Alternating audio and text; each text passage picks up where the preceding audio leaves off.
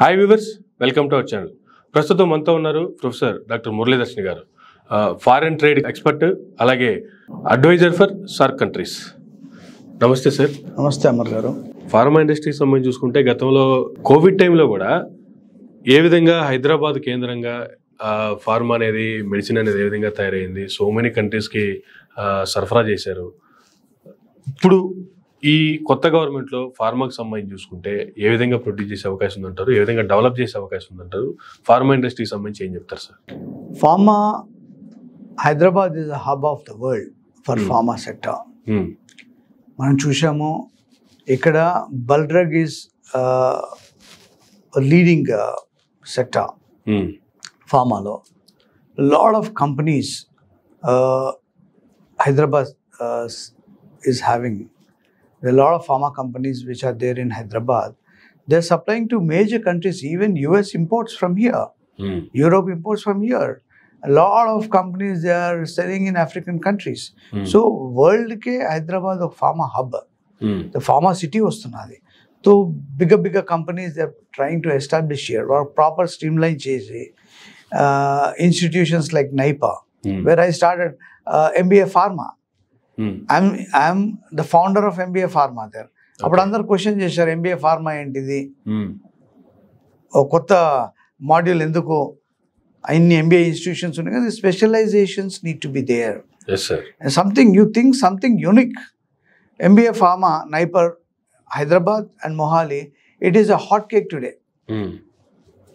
So అప్పట్లో అందరు question చేశారు ఎందుకు.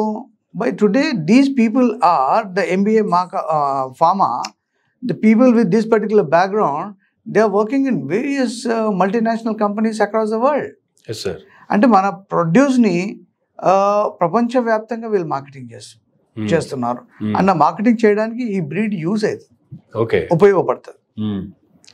అట్లా pharma, you name anywhere in the world, it goes from Hyderabad. Okay. That's one important. Pharma is a major revenue generator. So ఇంకేమైనా నూతన సంస్కరణలు కూడా ఈ ప్రభుత్వంలో చేసే అవకాశం ఉందంటారా? It is early to say, Amar Garu, but they have their own think tank. They need to take people from various verticals who are experts. Telanganalo, see, there are people who are with Harvard, Oxford, Solon School of Law. అటువంటి వాళ్ళని దగ్గర తీసుకొని ఎట్లా చేస్తే బాగుంటుంది, ఒక new strategic approach, ఒక progressive అప్రోచ్గా పోతే they can do miracles. Okay, they can really do miracles. ఇప్పుడు అగ్రికల్చర్ సెక్టర్ చెప్పారు, ఫార్మా సెక్టర్ చెప్పారు, ఐటీ ఉన్నది. IT sector, I mean it's really going like anything. Information technology, ఇవాళ the entire world is going towards machine learning. ఆ మెషిన్స్కి program చేసే institutions like JNTU, మన ఇంజనీరింగ్స్, మనము వాళ్ళు మెషిన్స్ చేస్తే ఆ మెషిన్ ఎట్లా ప్రోగ్రామింగ్ చేయాలనే కోర్సెస్ మన దాంట్లో ఉండాలి.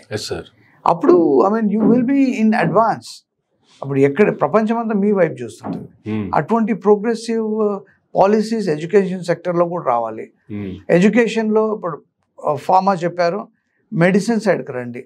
Today majority of people, 20,000 people have returned from Ukraine. And when you look back in India, there is a ratio between patient and doctors. 10,000 patient కి ఒక డాక్టర్ ఉన్నాడు. Yes, sir. సో మళ్ళీ మన responsibility ఏంటిది, మనం ఉన్న మెడికల్ యూనివర్సిటీస్ని, కాలేజెస్ని we need to equip, link up with. Telugu రాష్ట్రాల్లో చూసుకుంటే మెడికల్ కాలేజెస్ కూడా జిల్లాకు ఒకటిలాగా పెరిగిపోతూ ఉంది. సో నెక్స్ట్ వీళ్ళందరినీ ఎక్కడ అకామిడేట్ చేసేటువంటి అవకాశం కూడా ఉంటుంది అంటారా? It is a thickly populated country today. Crores of rupees, అంటే hundreds and thousands of crores going in the form of education to other countries. Yes sir. Why don't you establish, why don't you develop your own infrastructure? చిన్న దేశాలు వీటి మీద ఆధారపడబోతున్నట్టు కూడా ఆశ్చర్యం లేదు. Absolutely ఆధారపడుతున్నాయి. మన వాళ్ళు కెనడా పోవడం బంద్ చేస్తే అవుట్ అంతే, వాళ్ళ ఒక ఎకానమీ డౌన్ అయిపోతుంది ఒక వర్టికల్లో. US అట్లాగే ఉన్నది. Today medical people are going to Kazakhstan, Georgia, Poland, then other neighbouring countries. In people have join European Union అనుకోండి, సోవైట్, ఇట్లా చాలా డబ్బు పోతున్నది. So we need to equip institutional setup also. Telangana should be seen as a sui generis state, something different than other states. It should become a model. వేరే sector opportunities ఉన్నాయి మన అట్లా చేయొచ్చు అనుకుంటే. Right people should be there on the right job. So they can do wonders. ఇప్పుడు national institute of tourism and hospitality management ఉన్నది. What they are doing, we need to see, add on few feathers in to their cap and link up with some foreign universities. వాళ్ళకు JNTU నుంచి affiliation ఉన్నది, ఉస్మానియా నుంచి affiliation ఉంది. అట్లా కాదు, it is a national body. National నుంచి recognition తీసుకొచ్చి international approach ఇచ్చి ఇంటర్నేషనల్ యూనివర్సిటీస్తో టైప్ చేసి you do wonders. You will be standing as a different entity in education sector. అట్లా క్రియేటివ్ థాట్ ప్రాసెస్ ఉండాలి. Today world require certain other things in education law, and we are going with the traditional things, so it doesn't match. ఇప్పుడు for example, why IIM should not come here, why Indian Institute of Foreign Trade should not come here, all national institutes should be here. ఇప్పుడు entire ఇండియాలో ఉన్న ప్రతి రాష్ట్రం కూడా ఇక్కడ ఉన్నాడు, and is one of the beautiful place, people are good. So ఇటువంటి attractions కూడా, ఇటువంటి టాప్ ఇన్స్టిట్యూట్స్ కూడా ఇక్కడ రావాలి. ఐఐటి వచ్చినప్పుడు వేరే ఎందుకు రావద్దు, అంతే కదా. స్మాల్ ప్లేసెస్లో ఉన్నాయి. సో ఆ డిస్పారిటీస్ తీసేయాలి first, then you can do wonders.